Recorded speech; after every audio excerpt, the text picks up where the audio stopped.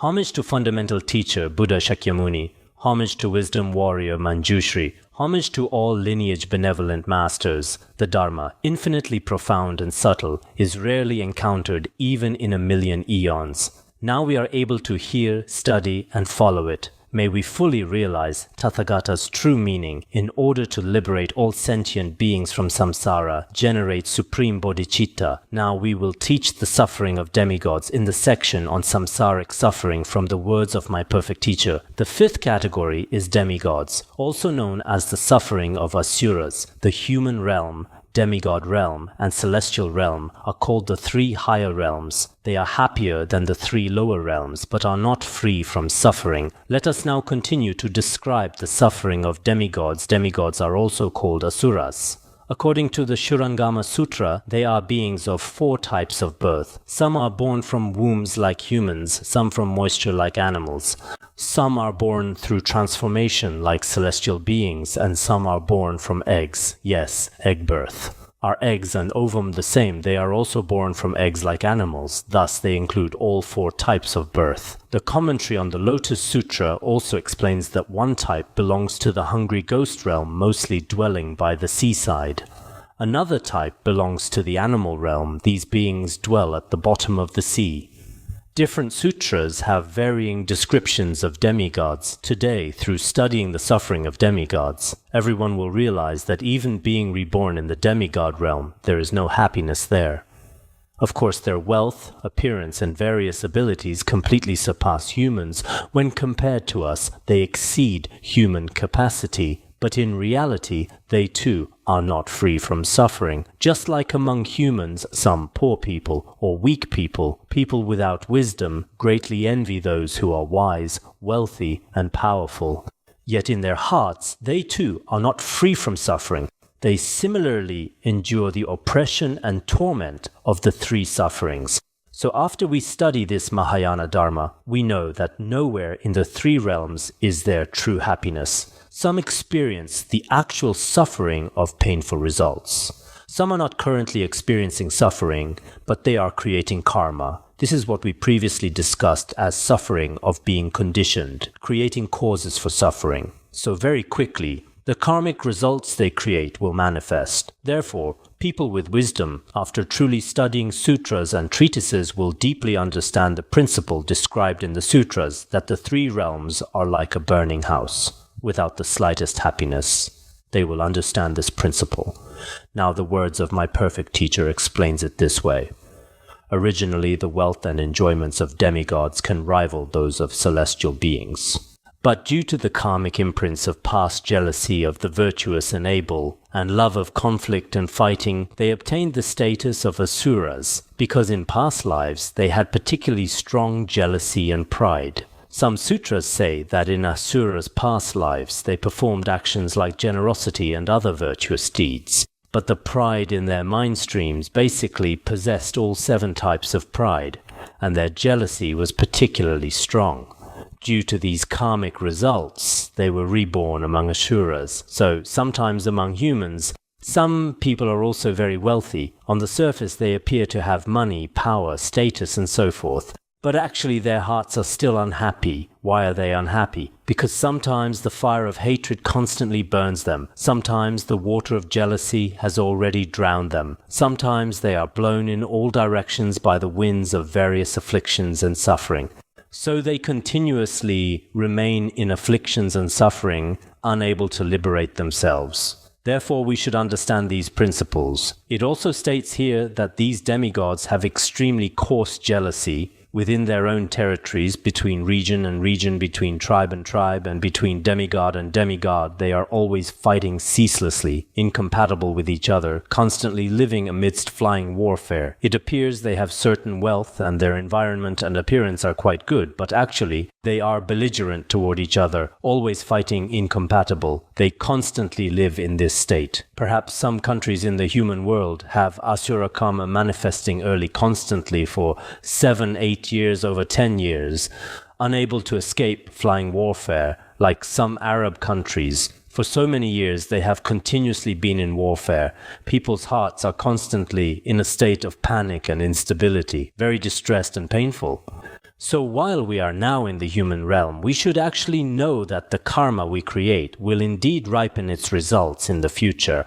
Therefore, as ordinary beings, naturally sometimes between people some friction and conflict arise. This is also unavoidable, but we must consider this life and future lives, trying our best to live harmoniously with others. Actually, sometimes I think the present era is completely different from ancient society. Now humans, whether monastic or lay people, form cooperative collectives. Everyone should understand if cooperative ability is particularly poor. If everyone's coordination ability is particularly poor, no matter where you go, you cannot establish yourself, constantly remaining in suffering. So sometimes the key lies in people should understand each other, be patient with each other, forgive each other, delight in each other, having a tolerant mindset.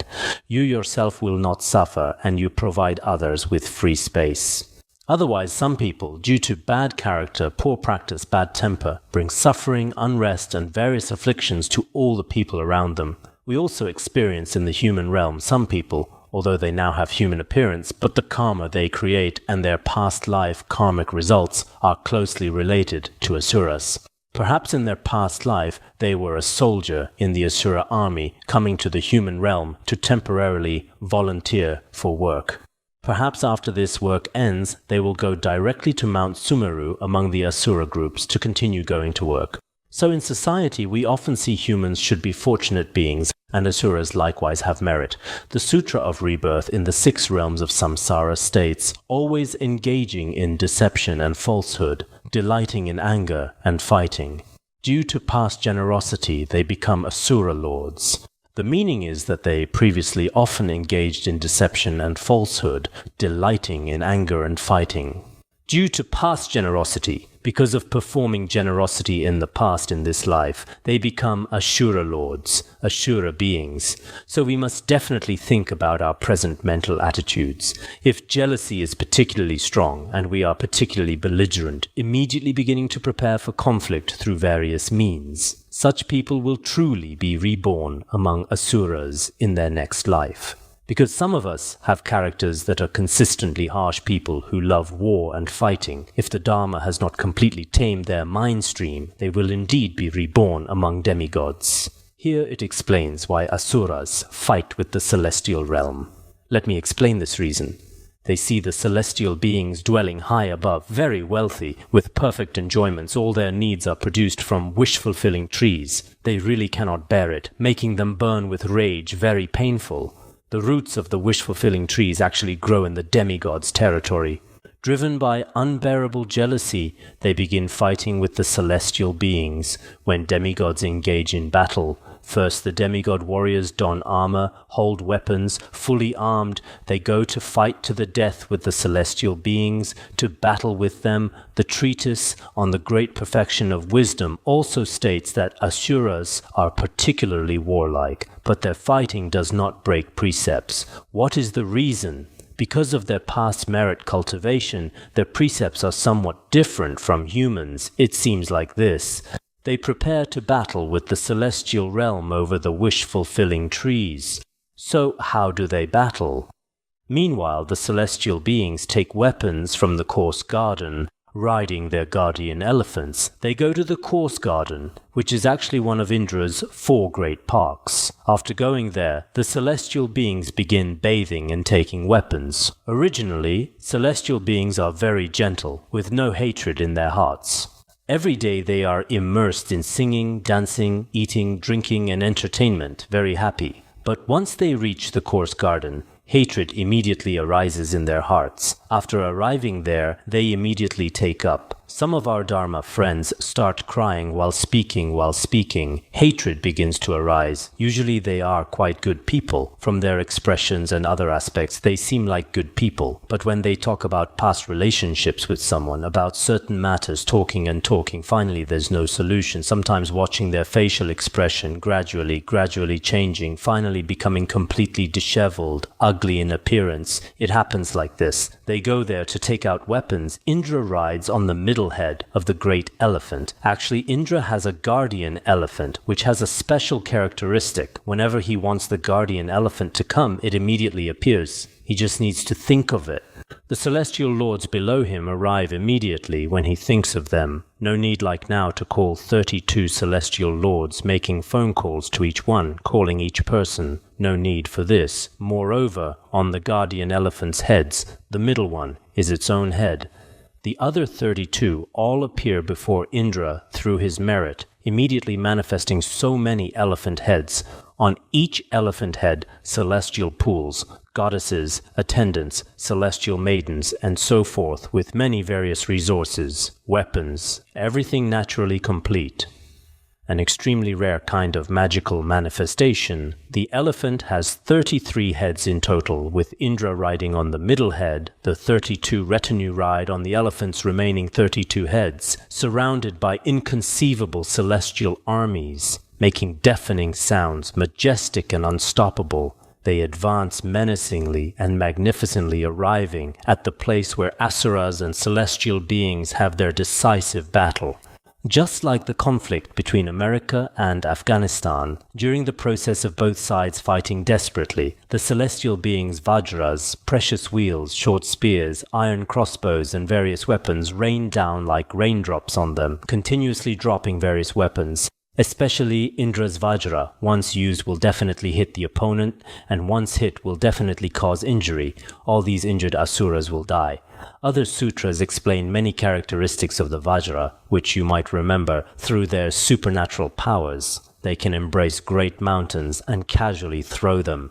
Due to past karmic forces, these celestial beings are massive in stature, with heights equivalent to 7 people standing upright, extremely tall. In comparison, asuras appear short and small when compared to celestial beings, so celestial beings and asuras begin warfare. Moreover, except for decapitation, no matter how injured celestial beings become elsewhere, as long as they apply celestial nectar, they immediately recover and absolutely will not die, because celestial beings can immediately resurrect through nectar and will not die. However, asuras are no different from humans. Once vital points like the heart or liver are struck, they all perish, so they frequently suffer devastating defeats. Asuras always lose in battle. Celestial beings tie sword wheels to the trunks of intoxicated elephants and dispatch them to the asuras. In an instant, hundreds of thousands of asuras all die violent deaths. All are destroyed. They roll all the demigod corpses down from Mount Sumeru, all falling into the gaming sea, where many demigods dwell below, so they deliberately roll the corpses down from the mountain. The entire seawater is dyed blood red, so this is how demigods constantly live amidst warfare, wasting their time. Very pitiful. So now we must understand one aspect is warfare with the celestial realm over wealth. The Sutra of the Right Mindfulness of Dharma and other sutras also describe this. Also, the Sutra on the ocean, like Samadhi, of the visualization of the Buddha gives different explanations for the causes of warfare between celestial realm and demigods. For example, the Asura king, who is demigod king, was previously infatuated with a Gandharva woman who was extremely beautiful.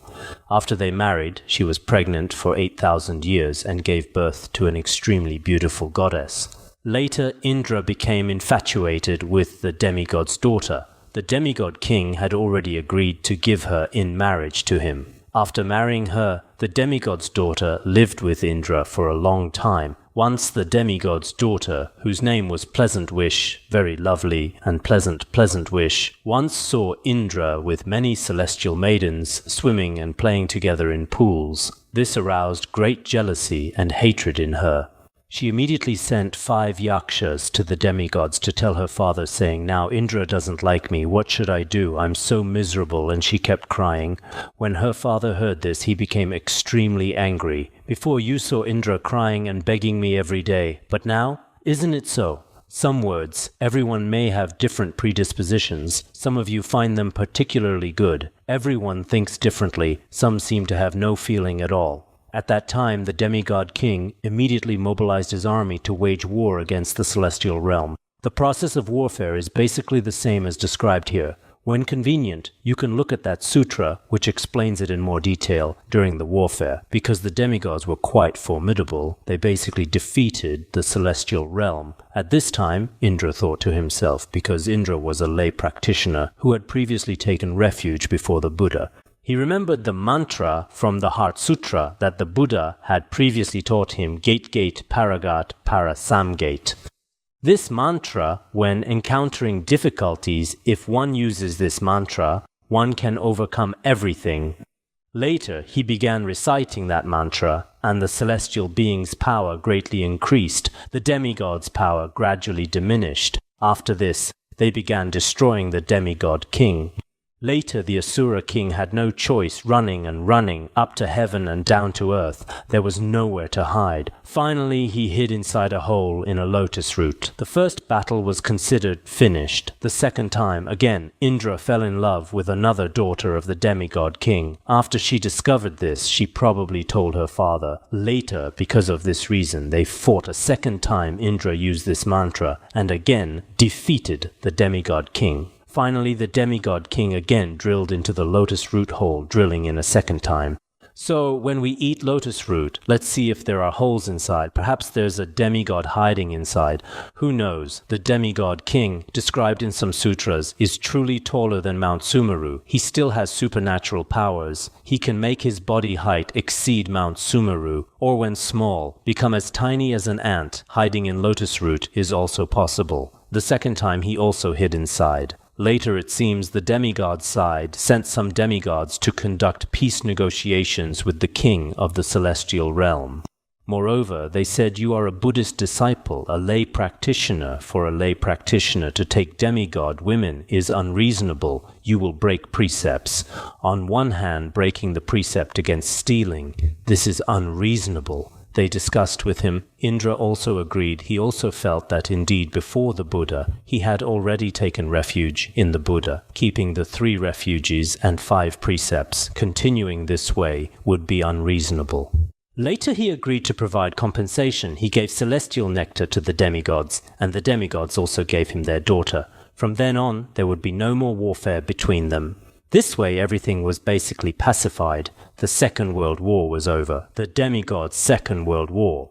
When the Third Demigod World War will begin, no one knows why do demigods have such abilities. Sutras also say that demigods can take the sun and moon. When they fight with celestial beings, sometimes they hold the sun and moon in their hands as shields. Lunar and solar eclipses are mainly when the demigod king is unhappy. He shields them with his hands. What is the reason? Previously, there was a person who saw a stupa being burned by fire. Then he extinguished the fire and began making aspirations. Due to this aspiration power, in that very life he became such a powerful demigod king. The sutra roughly describes it this way, so we should understand.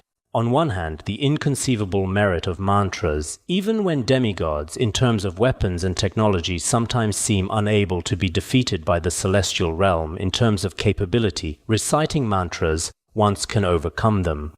I remember once, roughly, when was it once in Qinghai, there was someone called Khenpo Rinpoche. When His Holiness Jigme Phuntsok was still alive, we heard that Khenpo was sick, quite seriously ill. His Holiness sent several of us, Dharma teachers, to go there to see Khenpo Munsel in the name of the Academy and His Holiness, requesting him to live long. We went. At that time, the Academy's conditions weren't like now. At that time, we had a jeep. The driver also, at that time it seemed there wasn't one. Anyway, there was a lama from Qinghai who basically knew how to drive, so he drove. It seems Khenpo Tsultrim Lodro was there, and which other Khenpos went together on the way back before reaching Sirtar. At that place it also snowed.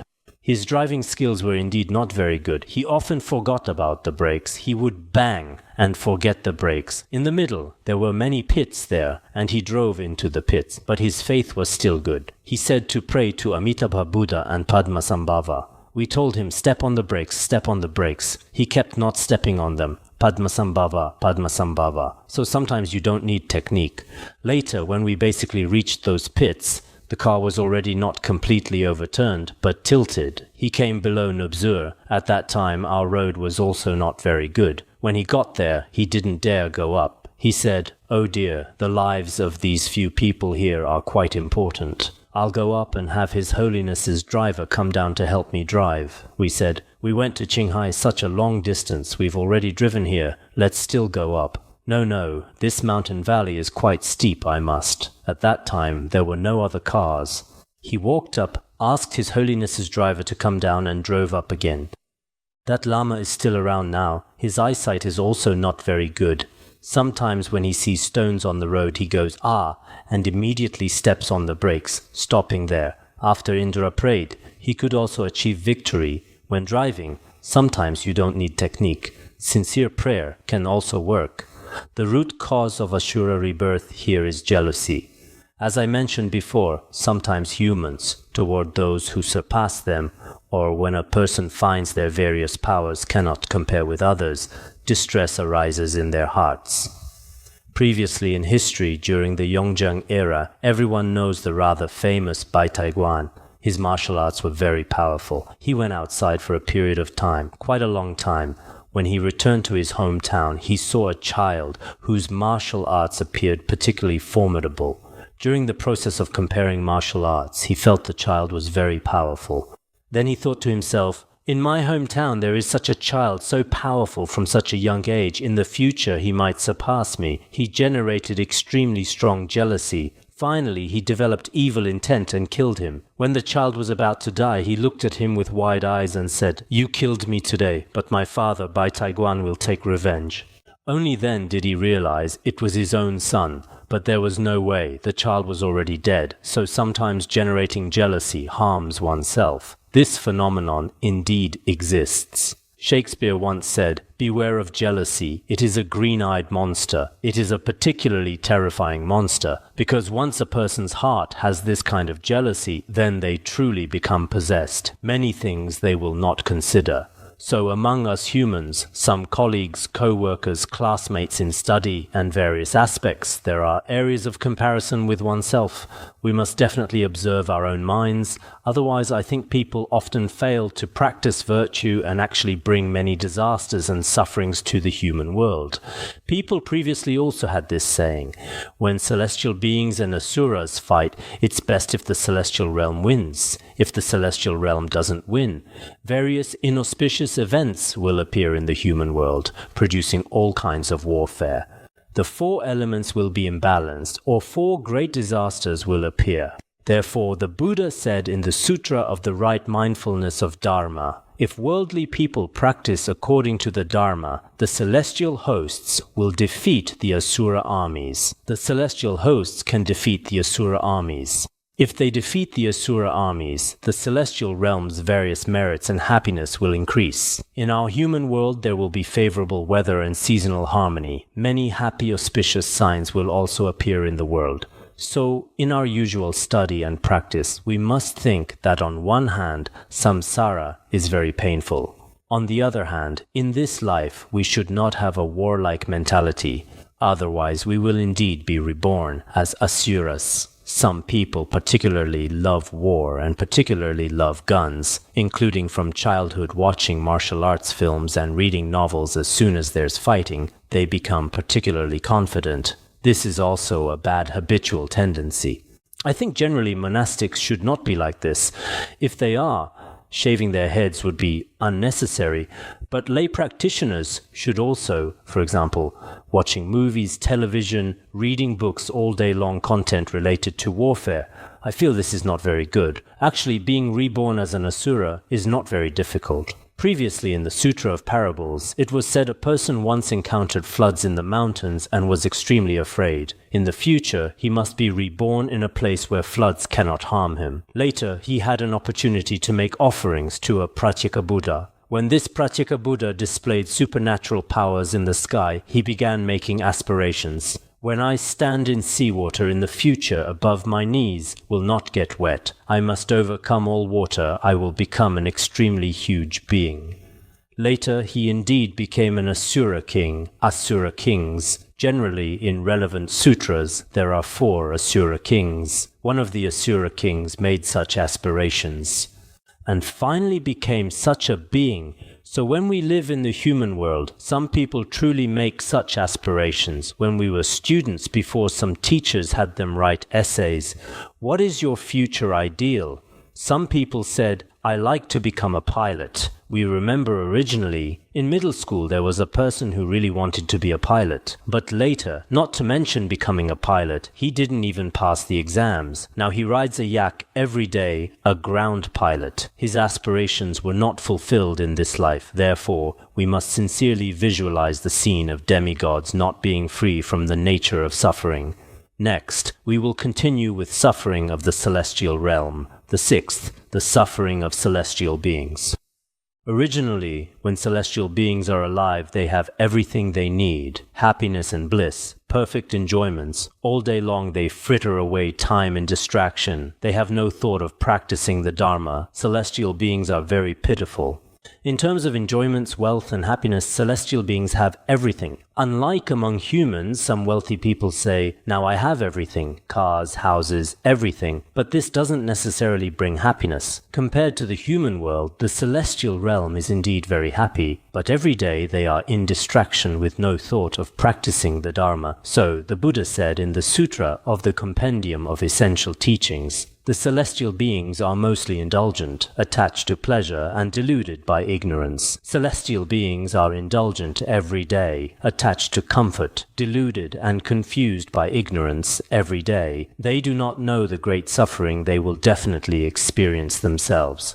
They don't know what great suffering will arise in the future, that they themselves will experience. Every day they are just like in today's world. Some officials and leaders, some worldly people, wealthy people, every day either in tea houses or in restaurants, or in the world everyday sightseeing, eating, drinking, and entertainment. Every day they are in such meaningless and valueless lives, indulging themselves, very pitiful. It's impossible to have celestial enjoyments, but some of their lifestyles, for themselves and others indeed, also have no real benefit. Although celestial beings' lifespans last for many kalpas in their own perception, it's just a momentary appearance, fleeting.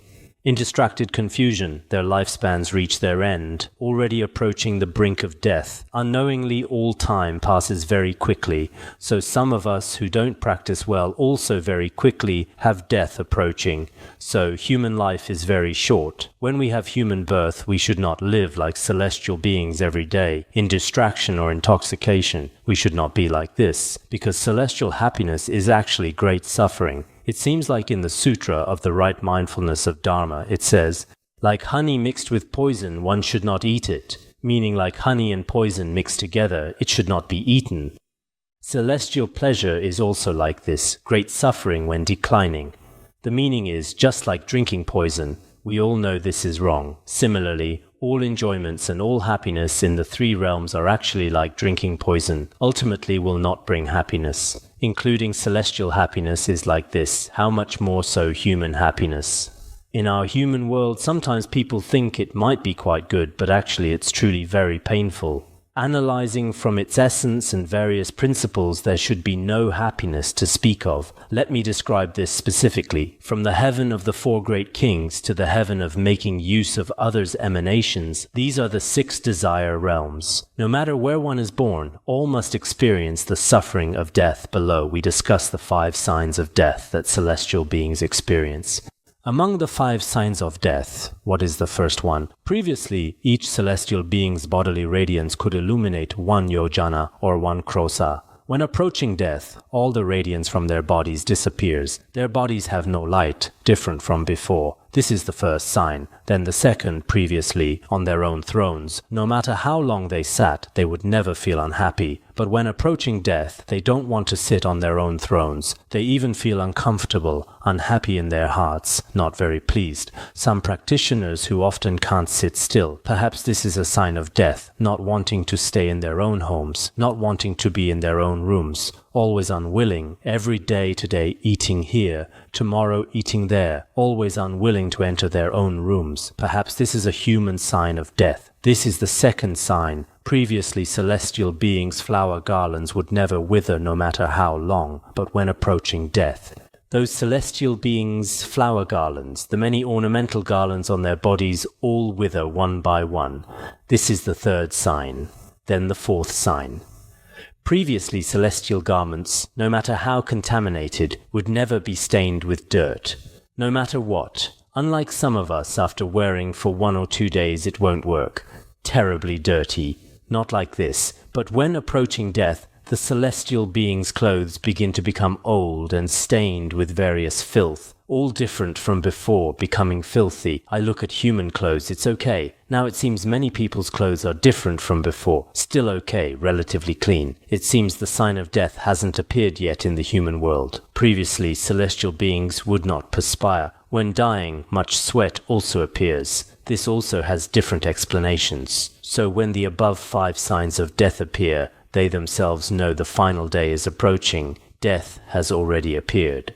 At that time, the celestial beings' hearts are extremely painful, very painful. Other gods and goddesses also know he is about to die, therefore having no choice, they come to his side to accompany him. Only from far away do they scatter various fresh flowers. They are also quite bad. When approaching death, just like now some unfilial children, when seeing their parents dying, they don't even make a phone call, don't come to see them in the hospital. This also happens in the human world. Then from far away, the gods and goddesses all scatter flowers for him, saying, "May you after death be reborn in the human world and properly practice virtue.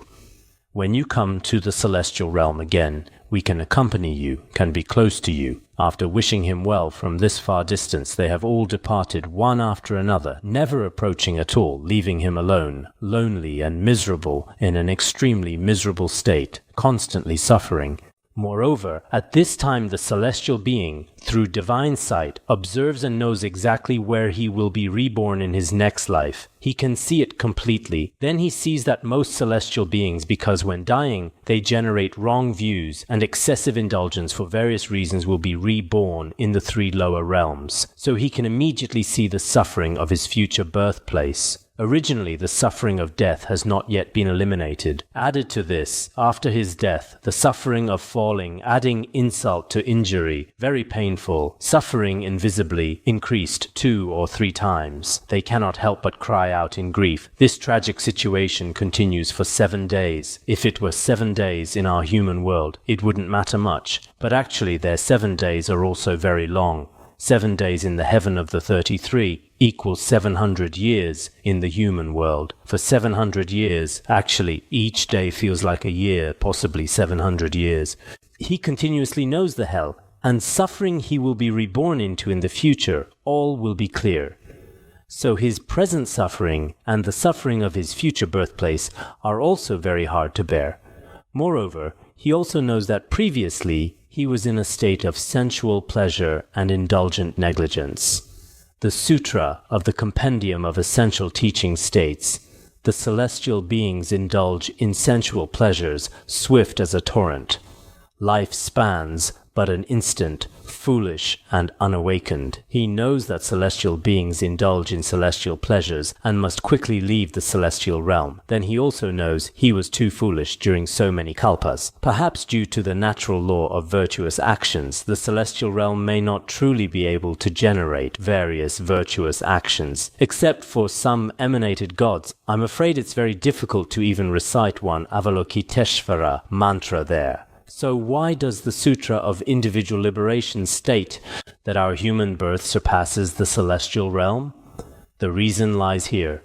In our current human world, no matter how busy we are, even in negligence, some people can practice generosity, charity, and cultivation. Many virtuous actions can be done, establishing a solid foundation for future lives. Very easily, not difficult. But the celestial realm is completely different. So we should understand the final suffering when everything is destroyed, what people's feelings are like. It seems the Buddha said in the Sutra of the Compendium of Essential Teachings, all sentient beings should awaken to the law of impermanence. Those born are swallowed by death. The prosperous are oppressed by decline. The meaning is that all people must understand the principle of impermanence. They should awaken to the principle of impermanence. Why is this said? Because every one of us beings, whether celestial or human, all who have birth will ultimately be swallowed by death. Your glory, wealth, prosperity, and flourishing success will ultimately surely decline into decay. Ultimately a tragic scene, all empty. This is completely a natural law. So we should understand such laws of life, or the world ultimately are very tragic. We can say this: dying celestial beings recall their past happiness and joy, while now having no autonomy to continue staying, experiencing the suffering of impending death, seeing the misery of their future birthplace, experiencing the suffering of falling, suffering, the torment of these two types of pain. Their hearts are extremely sorrowful. This suffering has already exceeded the suffering of hell. On the surface, we see that, after all, they are in the celestial realm, probably very happy, but actually it's not like this. We see some corrupt officials, after being discovered, are extremely painful. Some even jump to their deaths from 20-something floor-high buildings. Why? Because they cannot face their future fate and the society at that time.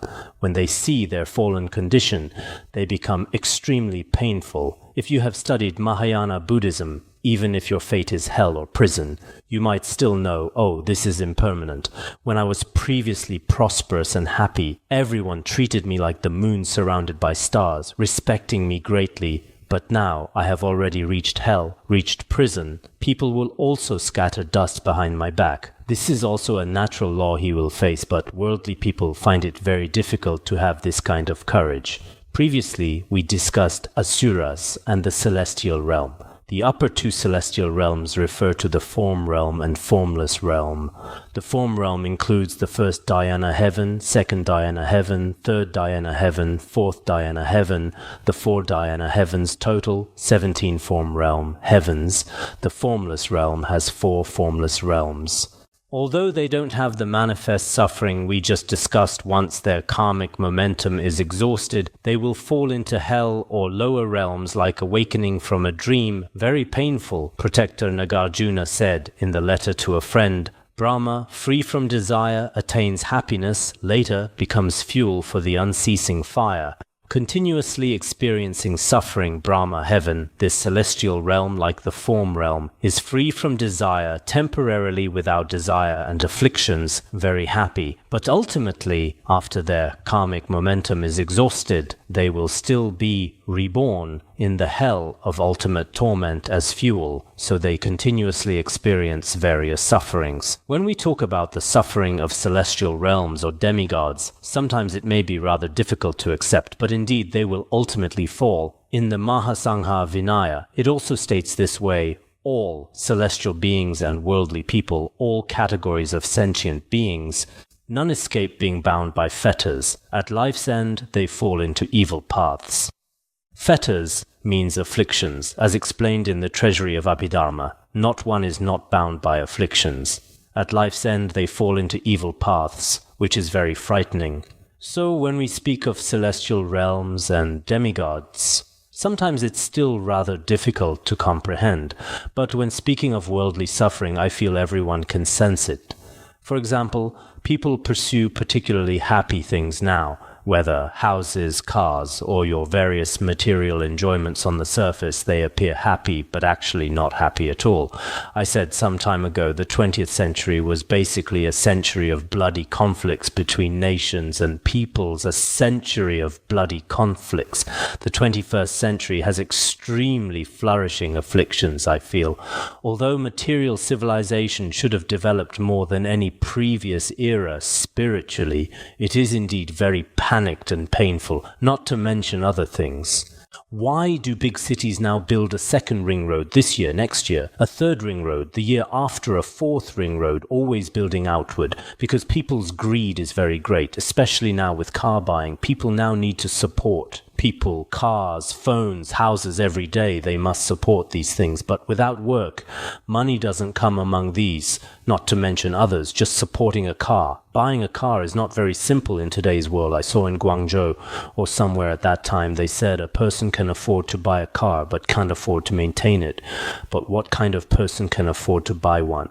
A person with a monthly salary of 2,000 yuan can neither afford to buy nor maintain a car.